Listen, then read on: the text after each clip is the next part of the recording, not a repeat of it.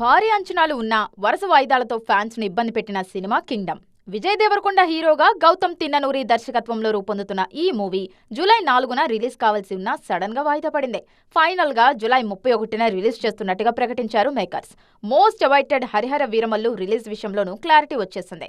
ఈ క్రేజీ మూవీని July 24న release కు రెడీ చేస్తున్న మేకర్స్ ప్రమోషన్స్ స్పీడ్ కూడా పెంచారు. రీసెంట్ గా రిలీజ్ అయిన ట్రైలర్ తో ఫ్యాన్స్ లో అంచనాలు డబుల్ అయ్యాయి.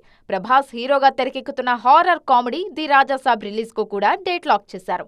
ఎన్నో వాయిదాల తర్వాత డిసెంబర్ 5న ఆడియన్స్ ముందుకు తీసుకొచ్చేందుకు ముహూర్తం ఫిక్స్ చేశారు.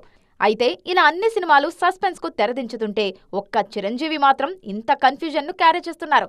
ఈ ఏడాది సంక్రాంతికే రిలీజ్ కావాల్సిన Vishwambhara visual effects work delay కావడంతో వాయిదా పడింది.